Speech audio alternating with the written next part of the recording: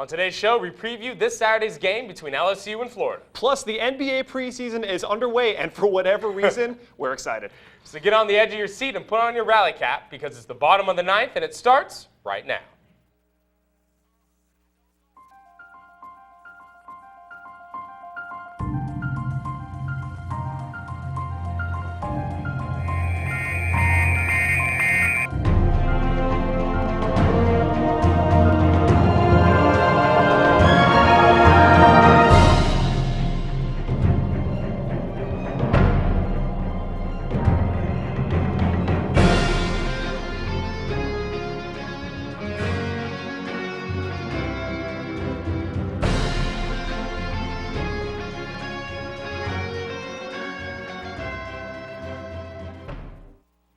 Welcome to the bottom of the ninth. I'm Alex Cheney. And I'm Patrick Clay. Thanks for stopping by. For the next 15 minutes, we'll give you your LSU sports update and preview the weekend in LSU sports. So, Alex, we made it back. The Starkville trip, I'd say it was quite successful. It was cool. Got to see some tackle football. Tackle football. Checked out the amazing sights of Macon, Mississippi, Stark Vegas, all of that. All of that. And if you were following along with our hashtag #Bot9StarkVegas on Twitter, Bot-N, excuse me, you can see we had a pretty good time.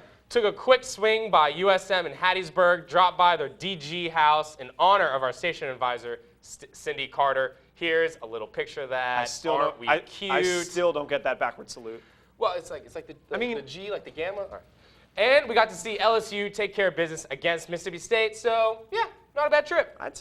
But Alex, you know, I think you're forgetting one thing. And what's that? Well, remember that prediction you made on the way home? I don't know what you're talking about. Let's take a listen. All right, this comes just one day after LSU beat Mississippi State. Alex, what is your prediction for the rest of the year? LSU 13-1. And how are they going to beat Bama? By at least 2 touchdowns. In my defense, I was 14 and my mom told me that hair looked good. So, yeah, you heard it here first, folks. A 2-touchdown win over Bama. Yep, you heard it here. I said it, and now everybody knows it, so I got that going Forever for me. associate that picture with Alex. Well, for Alex's prediction to hold up, LSU first has to take care of number 17 Florida this Saturday in Death Valley. LSU Florida has always been a very competitive rivalry, especially in recent years, splitting the last 12 games 6-6, 50-50. Let's take a look at some of those last few games. First up, 2010, number 12 LSU at number 14 Florida. Who could forget the fake field goal? LSU down 3 with the luckiest bounce. Oh, the luckiest bounce. Holder Derek Helton just throws it over his head, a prayer, and it bounces perfectly to Josh Jasper, who gets the first down. And then Jarrett Lee with the perfect fade route. Second time he has to do this. Right, they did it the first time, incomplete, should have been pass interference, but they get it the second time. Exact same play. Touchdown. LSU wins a thriller 33-29. Then 2011, number 17 Florida and number 1 LSU. This is the only play we need to show you. The greatest run by a punter that got called back in LSU history. Punter Brad Wing just takes it, the ball, and runs it 52 yards to the end zone, but gets flagged for unsportsmanlike conduct. You know when your punter gets flagged for having too much swag. You can tell what kind of game that was for LSU. Louisiana Swag University, I'm just saying. Final, LSU 41, Florida 11. And last season, number 4 LSU at number 10 Florida. It was a slugfest in the swamp. Kevin Minter just had an insane day, 17 solo tackles. LSU just couldn't do anything on offense. Literally anything. Odell Beckham. One last shot. Big pass. In the fourth quarter. Could have gotten LSU in scoring position, but he fumbled it away. Fumbled the ball and the game. Final score, Florida 14, LSU 6. So LSU is coming into this Saturday's game hungry for revenge. Patrick, what does LSU need to do to avoid a repeat performance of last year's game? Well, obviously the offense has to play much better, but that really hasn't been an issue all season. And even though Florida has a good defense, one of the best in the SEC, I don't think that will be much of a concern this Saturday. But what I am worried about is, you guessed it, the LSU defense. LSU finally started to show some improvement in the second half against Mississippi State last week, especially the secondary. And they're going to have to give Florida quarterback Tyler Murphy all he can handle. Now, Murphy really hasn't faced any strong defense this year. Kentucky, Tennessee, Arkansas, not exactly lighting it up, a who's who of the SEC. But LSU isn't really tough this year either. But if that young secondary can just stick to their men and get in the passing lanes like they did against the Bulldogs, I think that should give the offense enough of a chance to win the game for LSU. So, Alex, what about you? What does LSU need to do?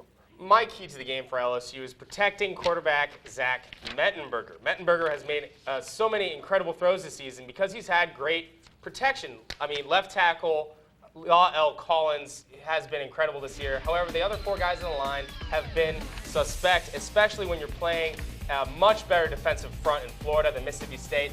They gave up too many sacks against the Mississippi State team, and I agree with Les Miles when he talked about sacks in the post-game press conference. I like getting them. I don't like giving them. Exactly. For a closer look inside this weekend's matchup between LSU and Florida, be sure to tune in this Saturday at 12:30 to the Tiger TV Tailgate Show. We'll bring you the sights and sounds of the tailgating experience and tell you all the storylines for Saturday's game. Our anchors, Patrick, Derek, and Rachel, will be joined by special guests Brian Salmon of WWL TV Sports and KPLC Sports Director Seth Lewis. That name sounds familiar. I'm Seth Lewis. I'm Seth Lewis. Well, don't miss it right here on Canvas Channel 75 or streaming online at tigertv.tv, 12:30 this Saturday. Coming up, the NBA preseason is finally here, so you know what that means. It's time to overreact. We'll be right back.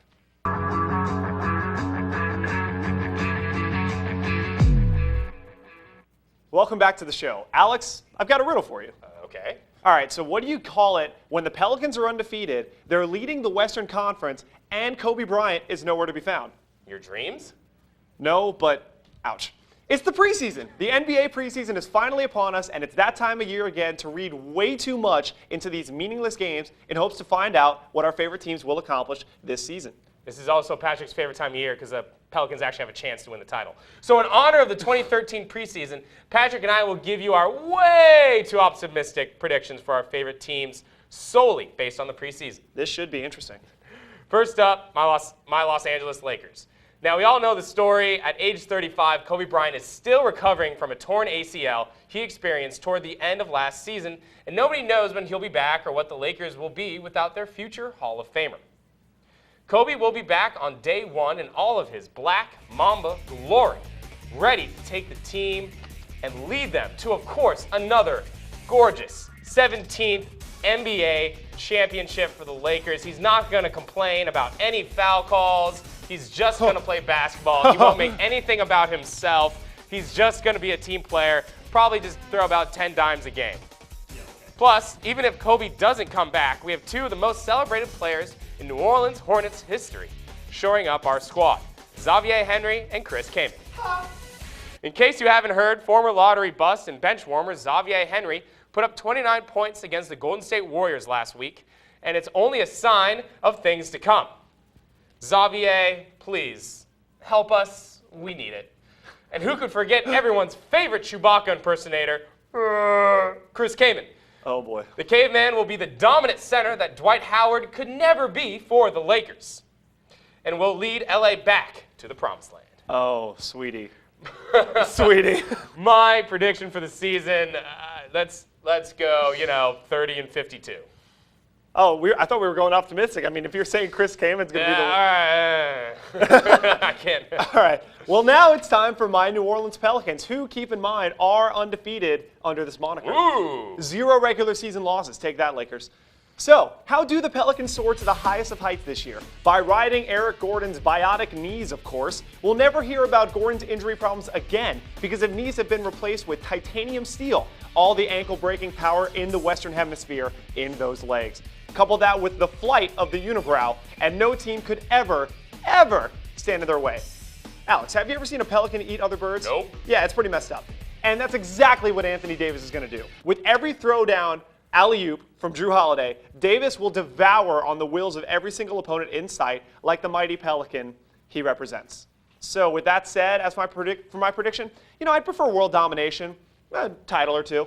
But honestly, a 4-game sweep of the Lakers in the playoffs, do just fine. Yeah, about that dream we were just talking about, that's probably a part of that. It's funny. The last 2 years, the Pelicans/Hornets have gone 3-0 in the preseason. It's the greatest week of my life. It doesn't last long. I just feel bad for you. It's the great. Coming up after the break, we send it to Morgan Beard, who is live at the PMAC for some Bayou Madness. We'll be right back.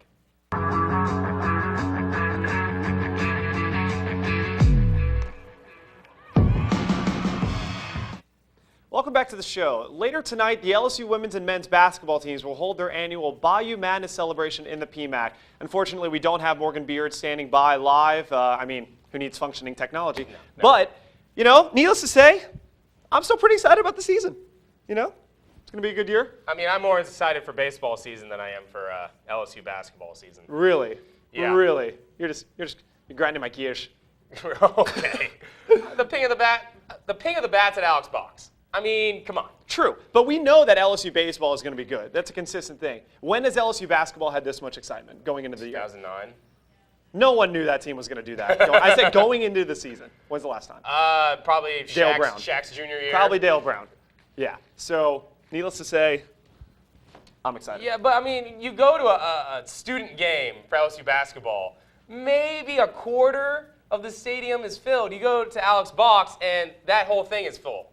To be fair, Alex Box's paid attendance is way more than their actual attendance was for all of last year, minus like the last 2 series. The last game against Ole Miss for LSU basketball, 10,000 people were there. Oh, 10,000? Out of like 13,000 capacity. So stadium percentage-wise, that's pretty good. Well, I mean, Alex Box's actual attendance is probably LSU basketball's paid attendance. Touche. Well, that's all for our show today. Thanks for tuning in to the bottom of the 9th on Tiger TV's Sports Showtime. You can watch highlights and full episodes online at tigertv.tv. Don't forget to like us on Facebook and follow us on Twitter for the latest news. We're here on Campus Channel 75, Monday through Thursday from 6 to 6:15. Also, be sure to check out our website tomorrow for this week's edition of Knicks Picks. And don't forget, Tiger TV Tailgate Show this Saturday, 12:30, right here on Campus Channel 75. It's going to be great. For Patrick Clay, I'm Alex Cheney. Everybody have a great weekend. Thank you for watching the bottom of the 9th, and you stay classy, Baton Rouge.